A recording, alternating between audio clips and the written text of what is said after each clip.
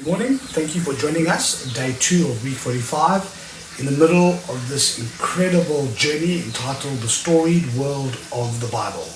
Getting the big story of the gospel into our lives, our minds, our psyche, in order for that to become the story that ultimately shapes the way we view the world. So we're going to say the Jesus Creed together and then dive into the next session. Say it with me out loud. Hear, O Israel, the Lord our God, the Lord is one. Love the Lord your God with all your heart, with all your soul, with all your mind, and with all your strength. And the second is this: love your neighbor as yourself. There are no commands greater than these. Okay, let's dive into the next session now.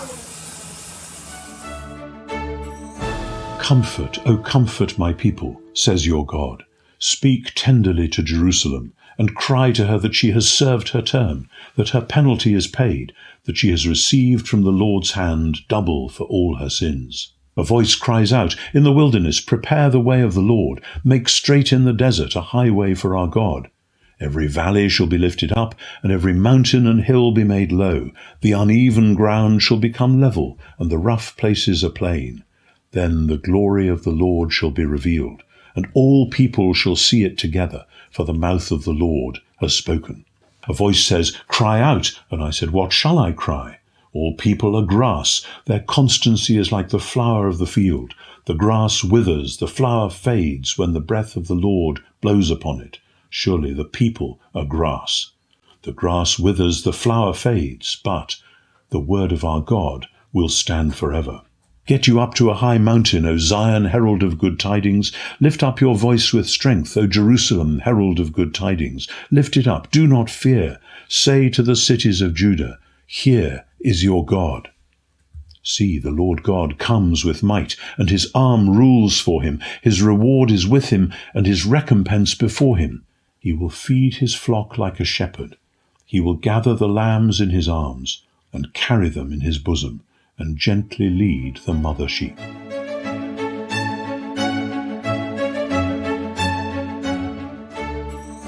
One of the most astonishing poems ever written is the sequence of chapters that we know as 40 to 55 in the book of the prophet Isaiah.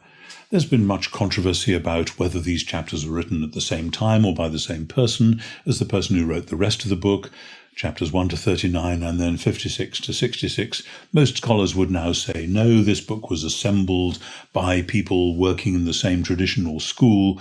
But my point for now is that these chapters as they stand, 40 to 55, are a truly extraordinary poem. Indeed, I've often said that if this poem had been lost and were then discovered in our own day in a scroll in the sands of Jordan or Libya or somewhere, then people would translate it and put it on the front pages of every newspaper in the world. It would be hailed as a masterpiece of ancient poetry, outstripping some of the best and greatest of whether it's Homer or Sophocles or Virgil, or in our own traditions, Shakespeare and Milton. It is a truly remarkable piece of work, and I can't in these short sessions do more than just introduce you to bits of it, but hopefully that will give you the taste and to make you want to go back and read the whole thing and study it as a whole. What is Isaiah 40 to 55 all about? Well, it's about comfort, and it's about God, and it's about the way God brings comfort to his people. But not just any comfort, a very specific word of comfort to a very particular situation, because by the end of Isaiah 39, the prophecy has been given that Israel, or rather now the kingdom of Judah, is going into exile. Hezekiah has these people come from Babylon to see him, and he's so pleased he shows them all the treasures in his house. And Isaiah the prophet says, so you've showed the Babylonians all your treasure, have you? Well, I've got news for you. One day it's all actually going off to Babylon. And 2 or 3 generations later, of course, that is what happens. And so Isaiah 40 to 55 is placed as a word to a community facing exile, a word to a community that has lost hope, that has forgotten how to hope, that thinks that God has forgotten them. And as in Daniel chapter 9, what the prophet does is to acknowledge that the exile has happened, Because God has been faithful to the covenant. Not because God has forgotten the covenant, but because he's done precisely what Deuteronomy 27-29 said, that if his people forget him and worship other gods, then they will go into exile. But precisely because that too was taken care of within the covenant, God has not forgotten the covenant. And the covenant here is seen as the word, as the powerful word, the word which God speaks. Remember how in the Psalms it says, by the word of the Lord were the heavens made, and all the host of them by the breath of his mouth. And the prophet looks back again, as so much of the Old Testament does, to Genesis, to see now a word of new creation coming through a word of new covenant. So the word of comfort goes like this. Yes, all this has happened as a direct result of your idolatry and sin, but now God has dealt with your sin. And so that dealing with sin means that exile too can be dealt with, which is why exile and sin seem to be so closely held that the word of forgiveness of sin is also the word of return from exile. So now, because of that, the covenant is renewed and creation itself is renewed. Look at how this works at the beginning and end of this great poem, chapter 40 and chapter 55. Chapter 40, verses 1 to 11. I was about to say, it's so good you might want to set it to music. And then I realized, of course, that George Frederick Handel did that with quite a bit of it 300 or so years ago. Comfort, comfort my people, says your God. Speak tenderly to Jerusalem. The phrase in Hebrew means speak to her heart, woo her, and cry to her that her warfare is accomplished, her iniquity is pardoned. She has received from the Lord's hand double for all her sins. Her sins have been dealt with, and now the dark time is over, and return from exile is at last in sight. But it's not just Israel who will return from exile. Here is one of the really strange things which then the book of Ezekiel later on wrestles with as well, that it isn't just that Israel went off to Babylon, but that Israel's God, Yahweh, who had dwelt in the temple, protecting it against the Assyrians many generations before, Israel's God had himself left, had abandoned the temple as he said he would, which is why the temple was able to be destroyed in the first place. But now, says the prophet, verses 3 to 5 of Isaiah chapter 40, a voice is crying out, in the wilderness, prepare the way of the Lord. Make straight in the desert a highway. Let's roll a road right through here. Let's flatten the mountains and fill in the valleys, because God is coming back. Then, so he says, the glory of the Lord shall be revealed, and all people shall see it together, for the mouth of the Lord has spoken. What is this glory of the Lord? Clearly, it is like the glory in the wilderness, the glory of the pillar of cloud by day and fire by night, which led the people after the Exodus through to their promised land, the glory which came to dwell in the tabernacle in the wilderness, the glory before which Moses couldn't stand, and in 1 Kings 8, the priests couldn't stand when Solomon dedicated the temple. This glory is going to be revealed, because God is coming back, and it won't just be Israel that sees it. It'll be all flesh, all peoples. So how will this happen? Well, says the prophet, there is good news, and I'll be sending a messenger of good news. Get up to a high mountain, O Zion, herald of good tidings. Lift up your voice with strength, O Jerusalem, herald of good tidings. The one who is publishing this news is going to say, here is your God. The image we see is of a shepherd.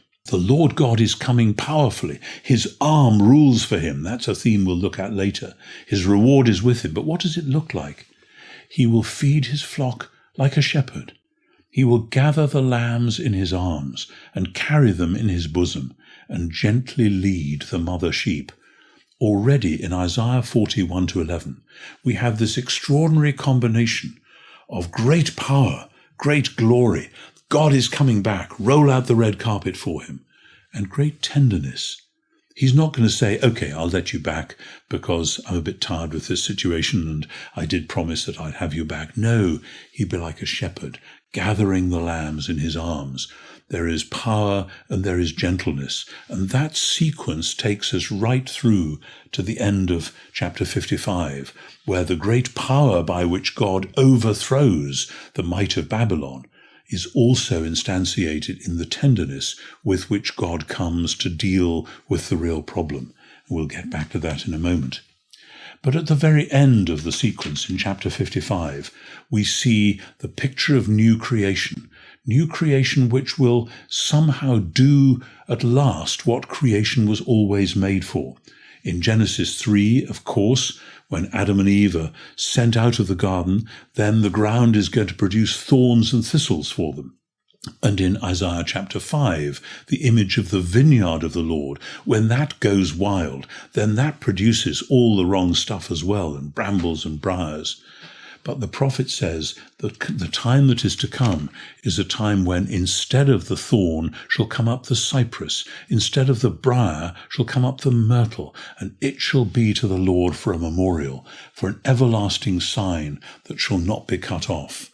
When we hold this whole poem together from chapter 40 to chapter 55, what we are seeing is a promise of return from exile, of the return of Yahweh to his people, with the result of a new covenant and new creation. How will this be accomplished? By the same means by which God accomplished creation in the first place. He spoke and it was done. He commanded and it came to pass. In chapter 40, verse 7 and verse 8, he says, the people are like grass. Their constancy is like the flower of the field. He's summing up there that entire story from Abraham on through. I call them, they say yes, they start coming, and then they wander away from me. But the grass withers and the flower fades, but the word of our God will stand forever. That's chapter 40, verse 8, and it's picked up exactly in chapter 55, verse 11. As the rain and the snow come down from heaven and do not return there until they've watered the earth, making it bring forth and sprout, giving seed to the sower and bread to the eater, so shall my word be that goes forth from my mouth. It shall not return to me empty, but it shall accomplish that which I purpose and succeed in the thing for which I sent it. In other words, this is not God operating in some sleight of hand way. It is God operating as the sovereign creator who speaks and it happens, who commands and it comes to pass. And that is, of course, the picture of God the Creator, which then launches the main part of the book in chapter 40, verses 12 to the end. That this picture of God is so much greater than the idols, so much bigger than the other gods that Israel itself has worshipped, the gods that the Babylonians, that the pagans have worshipped. Because the problem has been that Israel has worshipped pagan idols, and so the direct result is that they've been sent off to Babylon because they like that kind of thing there. Okay, if you want idols, idols you shall have.